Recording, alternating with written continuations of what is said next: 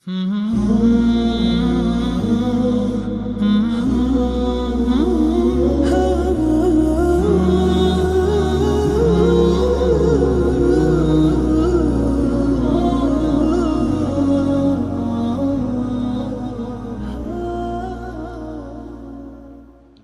الله الرحمن الرحيم.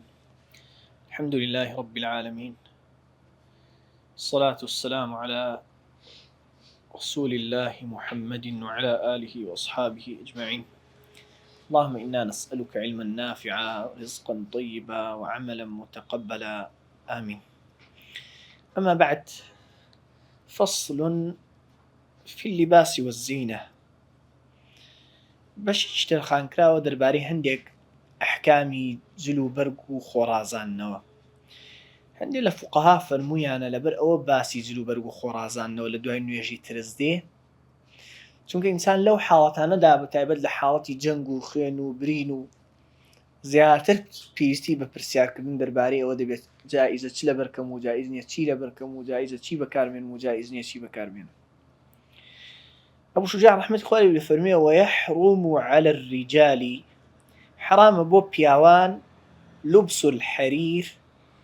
لبركرني آوريشم والتختم بالذهب لدس كردني أنجستيلي زير.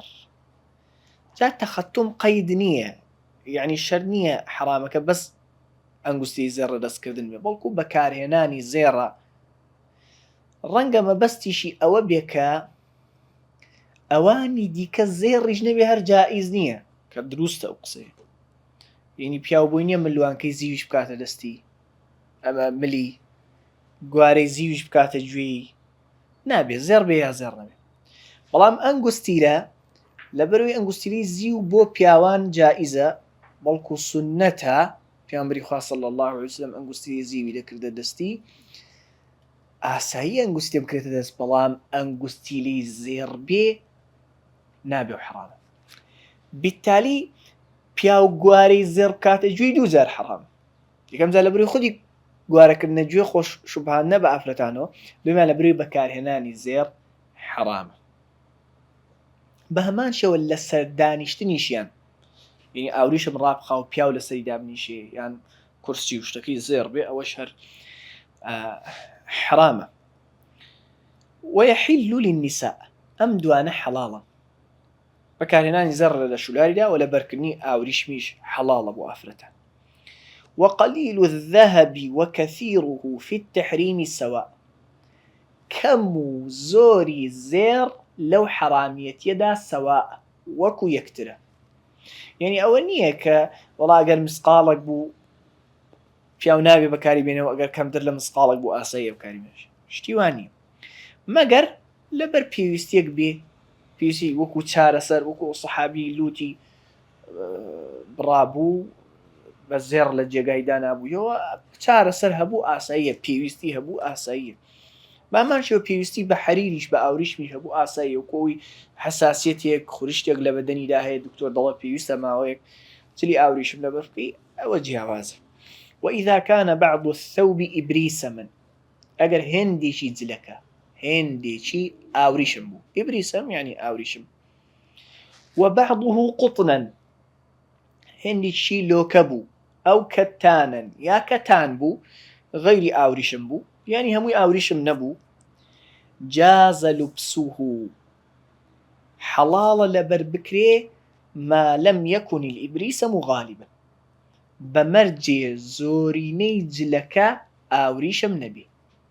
زۆرینەش بە وەزن دەزانرێ. یان ئەگەر ئاوریشمەکەی لێ جیاکەیەوە بیکێ تایەکی تەرازۆ، قماشەکەیشی لێ جیاکەوە بیکە تایەکەی ترەوە وەکو یەکتری بن، یا قماشەکە قورستر بێ. ئەمما ئەگەر ئاوریشمەکە زیاتر بوو حەرامە. ئینجا لە دوای ئەوە ئەحکامی مردوو دەست پێ دەکا، ئەحکامی مردوو دەست پێ دەکا، یعنی کتابی جەنائیز دەست پێ دەکا. أبو شجاع رحمة الله فرمێ فصل، طبعا مرۆڤی موسڵمان واجبە لەسەری، پێویستە لەسەری کە یادی مردن بکە، و ئەگەر زانی یەکێک نەخۆشە لە موسڵمانان سەردانکردنی سونەتیشی گەورەیە، ئەگەریش کەوتە گیانەڵڵا و کەوتە سەرەمەرگ، سنة دعاء رو قبلة دريجي بكنو للاي بلن لا إله إلا الله لا إله إلا الله لا إله إلا الله شي وادڵێ ئەوەی کە زۆری خۆش دەژیانی نەوەگەیشی بۆ بێن کە ڕقی لێ بوو لە ڕقی ئەو نێڵێت چکە وەختەکە حساسە خوا نەخواستە شەیطانیەک زەفەری پێ ببا تێدەچی هەم عولەمای مەذهەبی ئێمە دەفەرموون با پێی نەڵێن بڵێ لا إله إلا الله بڵێ وا بڵێ وا بڵێ توڵێمە بۆ هەرەوە هەروام نەگوت هەروان ناڵم وینەما کەسێ یا زیاتر لە کەسێ لەوانە کە خۆشی دەویستن لە لای دڵێن لا إله إلا الله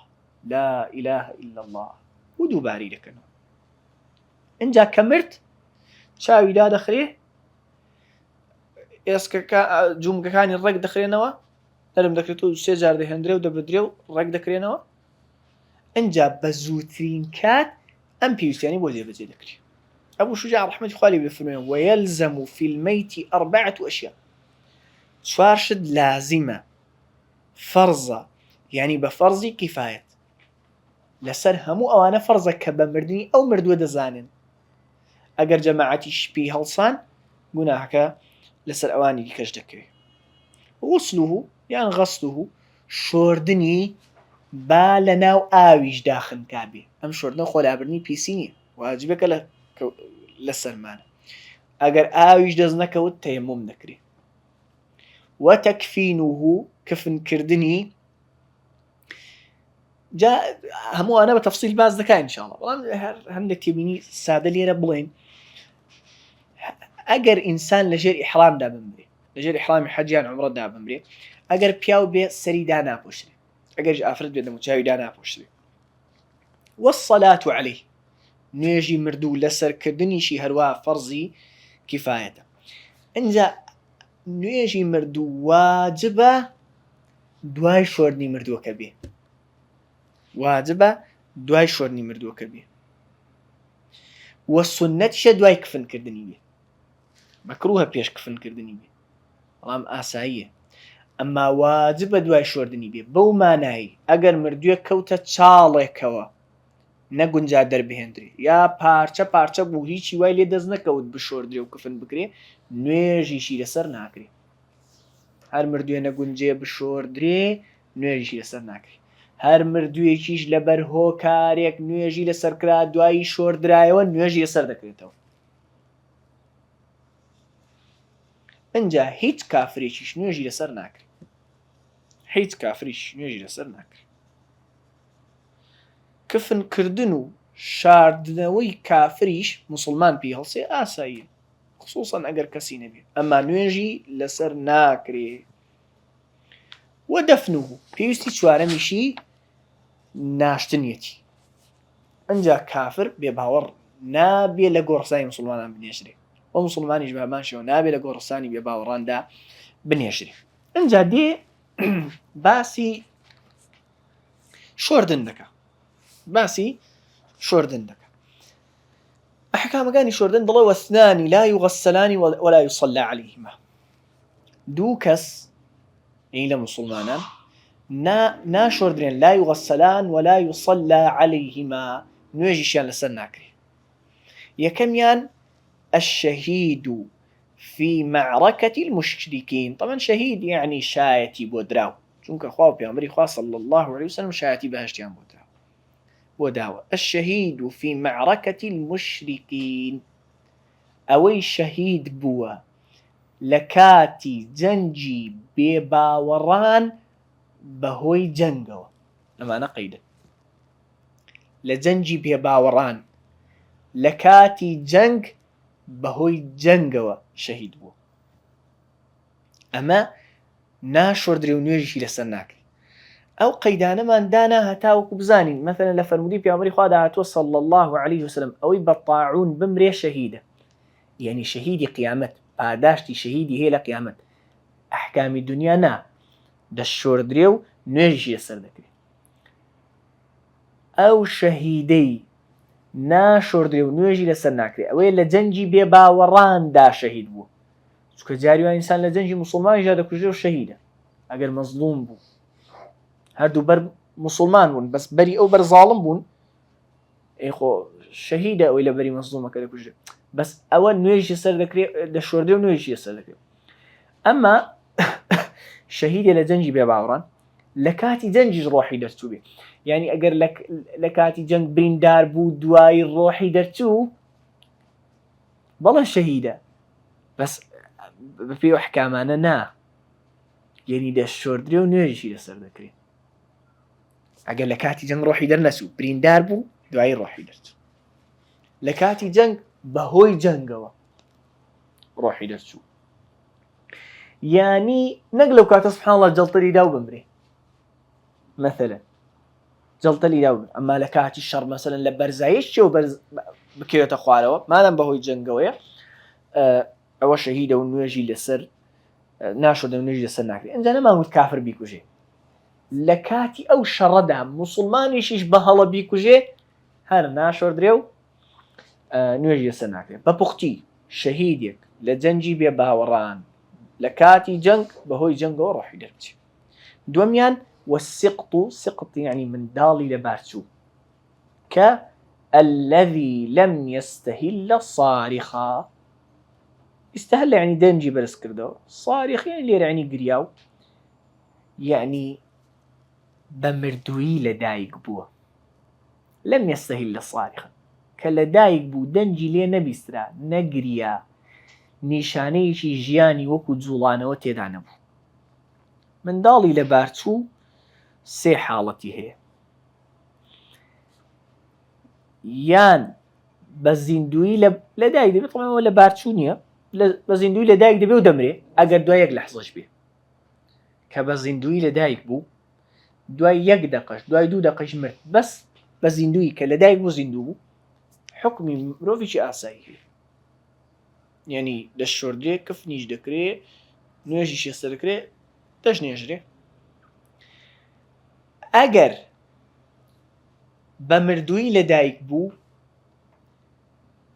یان شێوەی بەشەری وەرگرتووە خەڵقی تەواو بووە، یان هێشتا پارچە گۆشتێکە و تەواو شێوەی مرۆڤی تێدا دەرنەکەوتووە. ئەگەر بە مردووی لەدایک بوو، ئەگەر شێوەی مرۆڤی وەرگرتە بوو دروستبوونی تەواو ببوو بەس نوێژی لەسەر ناکرێت، ئەوانی دی هەموو بۆ دەکرێت، دەشۆردرێت کفنیش دەکرێت ژێرخاچیش دێنێت. ئەگەر شێوەی مردنی ئەگەر شێوەی مرۆڤی تێدا دەرنەکەوت بوو دروستکردنی تەواو نەبوو بوو تەنها لە پارچەیە پەڕۆ لول لە درێ و ژێر خاک دەکرێت. ئەم سێ حاڵەتی هەیە کابوو ئەم دوانە ناشۆردنێن و نوێژیان لەسەر ناکرێت. والسقط الذي لم يستهل صارخا ويغسل الميت وترا، مردوو بە تاک دەشۆردرێت، یعنی جارێک دەشۆردرێت، 3 جار دەشۆردرێت، 5 جار دەشۆردرێت. کەمترین حەدیشی شۆردنیەکە وەکو غوستی جەنابەت، وەکو شۆردنی خۆشۆردنی لەشکرانی، هەموو بەدەنی بە ئاوتەڕ بکرێت. بەڵام باشتر وایە وەیەکون في ئەوەلی غوستیه، لە سەرەتای شۆردنەکەیدا سیدرێکە بێت، سیدر گەڵای دارێکە کەفیش دەکا چڵکیان پێلا دەبێت، یعنی شتێکی وەها کە چڵک و پیسی لا باوەکو سابوون. وەفی ئاخریه لە کۆتا شۆردنیشیدا لە کۆتا ئاو کە پێیدا دەکرێت شەیء من کافور، کافور بۆنێکە زۆر جار بە مردوودا دەکرێت، شتێکی بۆن خۆشی وەکو کافوری لەگەڵ بێ. طبعا سنەتە یەکیشی ئەمین بیشوە و بە بجزانن شۆردن بە ئاویشی تۆزێک سوێر و سارد باشترە، یعنی ئەوەی کە مردوو ڕادگرن دەبێ ئاوی بۆ گەرم بکرێ نا بۆڵکە وڵاترەیە ئاو سار بێت، چونکە هەتا ئاو ساردتر بێت جستەی مردووەکە پتەوتر دەکا و درەنگتر تێک دەچێت. ئەنجا تەفاسیلی شۆردنی مردوو لە مەرحەلەکانی دیکە و لە کتێبە دوو درێژەکاندا هەیە.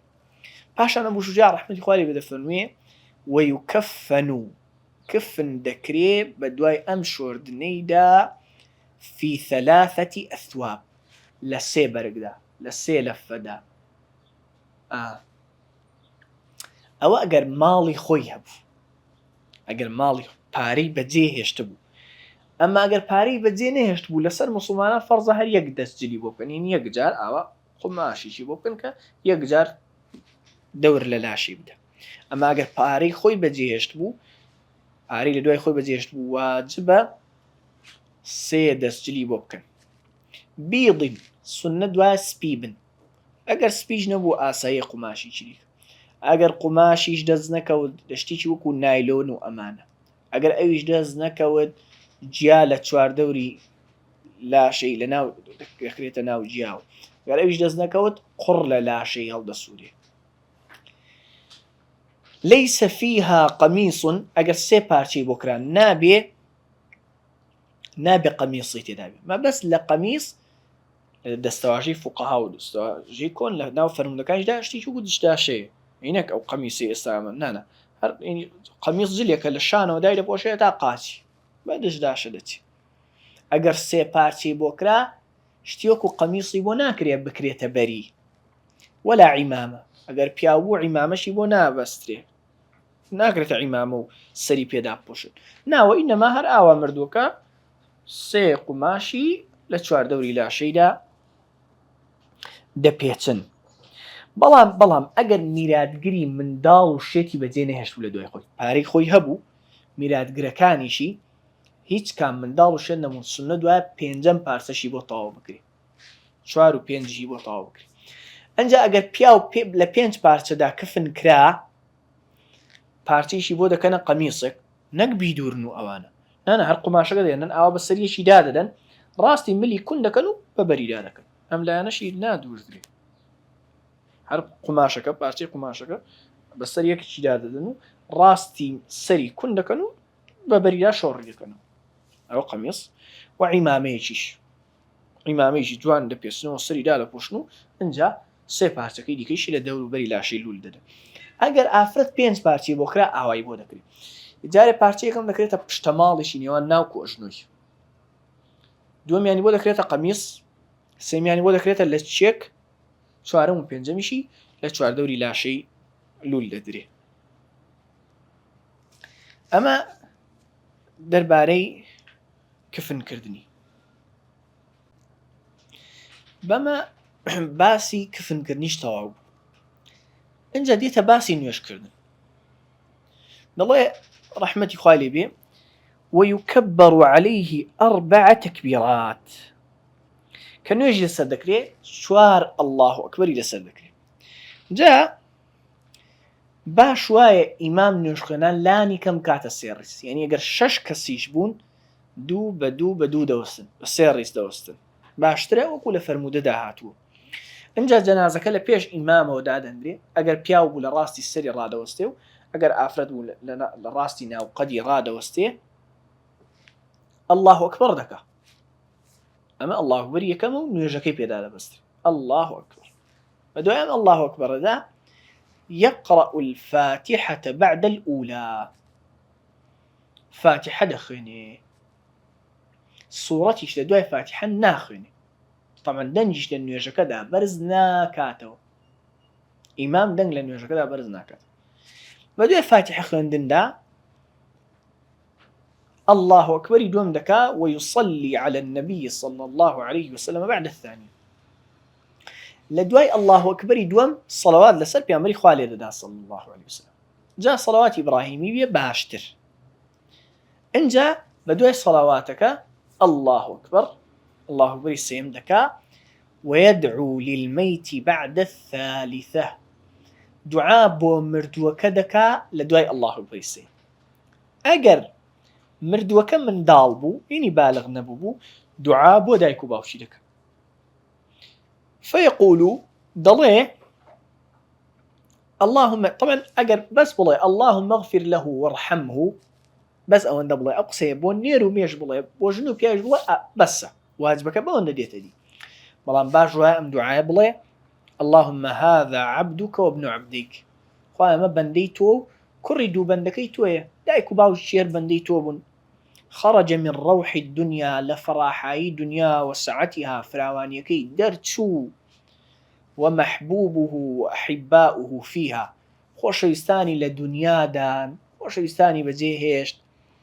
إلى ظلمة القبر وما هو لاقيه هات برو تاركاي قبر أوي كتوشي لبي لدواي قبر كان يشهد أن لا إله إلا أنت وحدك لا شريك لك شاتی دەدا کە هیچ خوایەک بە حەق ناپەرستێت جگە لە تۆ هیچ شەریک و هاوبەش نییە. وأن محمدا عبدك ورسولك، محمد صلى الله عليه وسلم بەندە و نێردراوی تۆیە. وأنت أعلم به منا، تۆش باشتر لە ئێمە ئاگاداری حاڵی. اللهم إنه نزل بك، خوایە ئەمە بۆتە میوانی تۆ. وأنت خير منزول به، تۆش باشترین کەسی یەکێک ببێتە میوانت. وأصبح فقيرا إلى رحمتك، هەژاری رحمتي تۆ کەوتووە، هەژارە بۆ رحمتت. وأنت غني عن عذابه، تۆش پێویستت بە سزادانی نییە، بێ پێویستی لەوەی سزای بدەی. وقد جئناك راغبين إليك شفعاء له، ئەو ئێمە هاتوین ڕغبەت و ئومێدمان بە ڕەحمەتتە شەفاعەتی بۆ بکەین. اللهم إن كان محسنا، خوایە ئەگەر چاکەکارە فزید في إحسانه،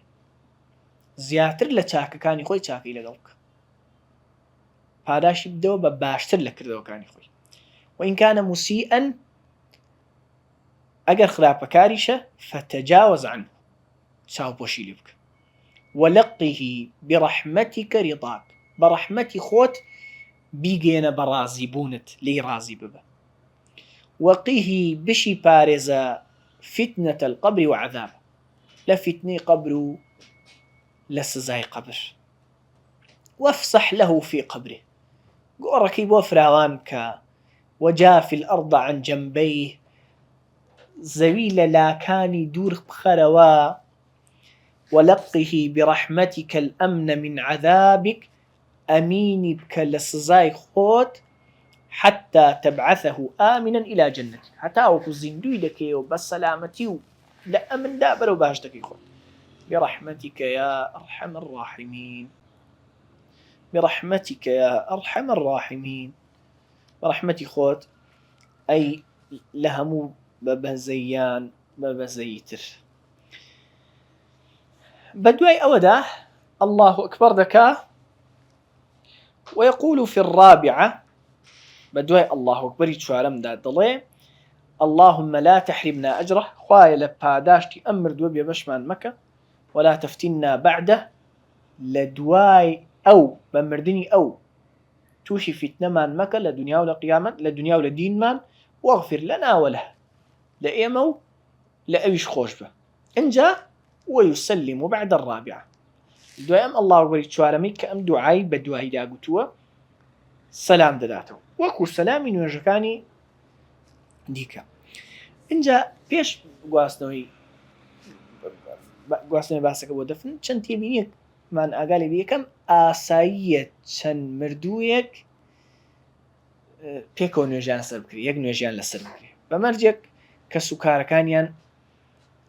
ڕازی بن. هەم ئەگەر پارچەی موسڵمانێ دۆزرایەوە، لە تێدەستی دۆزرایەوە، پارچەیە دۆزرایەوە، ئەوە ئاسایی تەعاملی لەگەڵ دەکرێت، دەست شۆردرێ و کفنیش دەکرێ و نوێژی سەر دەکرێ و دەست نێژرێ.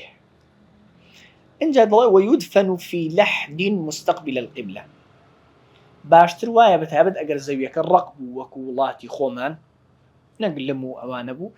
لە لەحددا بنێژرێ. لەحد ئەوەیە کە زەویەکە چاڵەکە تەواو قوڵ کرا وەکو حرفی ئێڵ، ئاوا لەتێک ناودڕ بکرێ، لایەکی بدڕدرێ، ئاوا بە ئەندازەی جستەی ژوورستکەی شتیدا دروست بکرێ، بخرێتە ئەوێوە و بە بلۆک بە خشت ئەو کەلێنەدا بخرێتەوە و ئەنجا قەبرەکە پڕ بکرێتەوە. ئەمە لەحنە. ئەمما شەق ینی چاڵێکی ڕێکەوە قوڵ دەکرێ و لاکانی بە بلۆک دەگیرێ و مردوەکەی دەکرێتە ناو سەقفەکەی سەرەکەی بە خشت بە بلۆک دادەخرێتەوە. ئەمە شەق، ئەمەش بوو ئاسایی. بەڵام عولەما مەزەی من فەرموویانە ئەگەر زەویەکە ڕق بوو لە ناو لەحددا باشترە. ويدفن في لحد، لەوێدا دەنێژرێ. ئەنجا مستقبل القبلة، ڕۆ قیبلە دەنێژرێ، یعنی دەبێ ڕووی پێشەوەی ڕۆ قیبلە بێ، ڕۆ لای قیبلە بێ. ئەگەر زانیمان لە بیرمان کردووە ڕۆ قیبلە نەمان ناشتووە قەبرەکەی هەڵدەدەینەوە، مەگەر بزانین بۆگەنی کردووە، بۆنی گۆڕاوە، ئەوە لی دەگەڕین. بەڵام ئەگەر بزانین هێشتا بۆنی نەگۆڕاوە، لە بیرمان کردووە ڕۆ قیبلە بینێژین، هەڵدەدەینەوە ڕووی دەکەینە قیبلە. اینجا کە دارەبازەکە هێندرا داری جەنازەکە کە مردووەکەی تێدایە ويسل من قبل رأسه برفق يسل يعني دردكري لجنازك دردكري من قبل رأسه سري كم جار دردكري حتى سري كم جار بخرتنا وقبرك برفق بل السرخوي دبي أو بري حرمة الرزل يا بندري نملين مردوهر تيفردا اشتوانا بي ويقول الذي يلحده أو كديخاتا ناو قبرك ولا قبرك إلى دريجي دكا ضليه بسم الله وعلى ملة رسول الله صلى الله عليه وسلم بناي خواو لسر دين الربازي في غمري خواه صلى الله عليه وسلم ويضجع يعني لسر لا دريج ذكري لقبل كيدا سنة وايا باشتر وايا للاي راست بي والله مواجب الرو قبل بي يعني باشترين شيء واوي بجوري بخريطة قبرك ولا لاي راست بي وي بيشوي بدني شي لقبل بي ويضجع في القبر دخلت قبركيوة بعد أن يعمق قامة وبسطة طبعا واجب قدري واجب لدفن لقبر داوي أو ندقول بكري كابوني نية الدرو درندج نتواني هالي داتو بلان باشترين شيوة أوي كأبو شجاع ديالي قامة بياويشي بالان مامناوانت ببيو بوستيو آوا بسطة دستي بلو سردريشكا چنده أو ندقول بكري انجا ويسطح القبر قبر يسطح بس سطحي دكري بالتختي نقوك بشتي حشت الآوة باشتري السطح بيه تخد بيه روي قور ولا بستي زياتر برز نبي هم آسايا شتي لديار سري دابنري كقبري مردوكي بيه بناسيته وقبري فلانة ووش قبري فلانة ووش قبري فلانة نقو همو نقش و نقار و شعر و شانامي اساسا چي لقبر دنسري نا بلام آسايا بردي دابنري لراستي سري و آسايا ناويشي لسر بنسري يا جماريشي بو دابنري بو يبزانين او قبري فلانة كسا وسنتي شخص مكان بيك ولا يكزي قابن وباشتر وای ئینسان لە گۆڕستانی گشتی دابنێژرێ ئەمە ئەرزێکی خۆی هەبوو ئەرزی خۆی هەبوو ئاساییە لێش بنێژرێ ولا يبنى عليه لە گۆڕستانی گشتیدا حرامە بینا بەسەر قەبرەوە بکرێ ئەگەریش کرا تێک دەدرێ بەڵام ئەگەر ئەرزەکە ئەرزی خۆی بوو مەکروهە ولا يجصص نابێت دەرەوە و ناوەوەی قەبرەکەش بە جس و بە ئەوانە گەچکاری بکرێ و بڕازێنرێتەوە و نازانم مەڕمەڕ و شتی سەیر و سەمرە. دوایی سەردانکردنی گۆڕستان بۆ پیاوان خێرە، بۆ ئافرەتانیش مەکروهە، گوتراویشە قیرێکیش هەیە کە حرامە، ئەڵبەت گوتراویشە جائیزە ئەگەر شتی حرام و نەشیا و ڕوو نەدا. ئەنجا ئینسان کە سەردانی قەبرستانی کرد دەڵێ السلام عليكم أهل الديار من المؤمنين والمسلمين وإنا إن شاء الله بكم لاحقون نسأل الله لنا ولكم العافية. إنجا ولا بأس بالبكاء على الميت، هیچ گوناه و کێشەیەک لە گریان بۆ مردوودان نییە، نەحرام مەکروهیش نییە، بەڵام بە مەرجێک من غەیری نەوح، ناڵە و هاوار و دەنگ بەرزکردنەوەی تێدا نەبێ.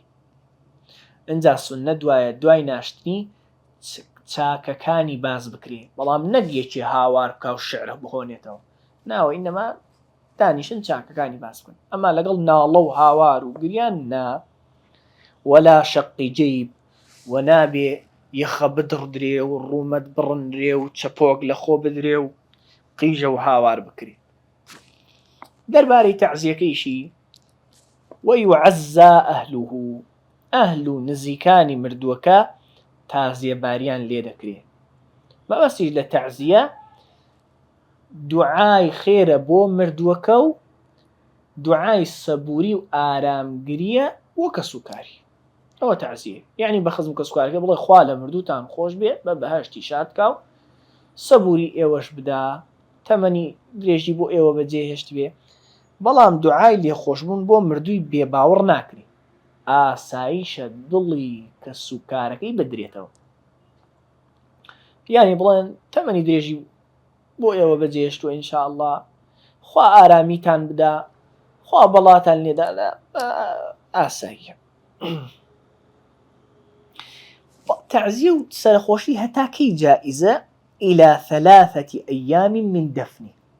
هەتا دوای 3 ڕۆژ لە ناشتنیەوە نەک لە مردنیەوە ڕۆژی ناشتنیەوە هەتا دوای 3 ڕۆژ جائزە لە دوای ئەوە ناکرێت تازیێباری ناکرێت مەگەر یەکێک دوور بوو بێ یان دەنجی نەگەیشت بێتە کە سوکاری ئەو ئاسایە دوای 3 ڕۆژیش تازیێباریان لێ بکە. ئینجا لە دوای ناشتی ئەولاتر و باشتر ئەوەیە کە سوکاری مردووەکە بەدەم شعون و ئیشوکاری خۆیانەوە بڕون نەک لە جێگایەکەەوە دانیشتن و خەڵک بێتە سەریان و بارگرانیان بۆ دروست بکە. ولا يدفن 2 في قبر إلا لحاجة دوو کەس ناخرێنە هەمان قەبرەوە نابێ مەگەر بۆ پێویستی لەبەر پێویستێک نەبێ إلا لحاجة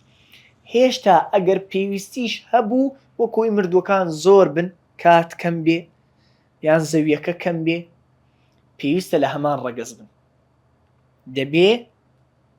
لە هەمان ڕەگەز بن یعنی ئەگەر پێویستیش هەبوو بەوەی دوان بخرێتە ناو قەبرەوە ژن و پیا و پێکەوە ناخرێنە ناو قەبرەوە مەگەر مەحرەمی یەک بن وەکو خوشک و برا یا ژن و مێرد بن. ئەنجا ئەگەر دوان خرانە ناو قەبرەوە ئەگەر یەکیان ژن و یەکیان پیاو بوون پیاوەکە لە لای قیبلەوە نزیکتر دەنێژرێ قیبلە دامنێن لەو لاوێ پیاوەکە دەنێژرێ لە سەلای ڕاست ئەنجا ئافرەتەکە. ئەگەر هەردووچیان لە یەک ڕەگەز بوون کامیان زیاتریان قورئان لەلا بوو قورئان لەبەر بوو ینی ئەوەیان نزیکتر لە قیبلەوە دەنێژرێ. والله المستعان. الحمد لله رب العالمين. سبحانك اللهم وبحمدك أشهد أن لا إله إلا أنت استغفرك وأتوب إليك.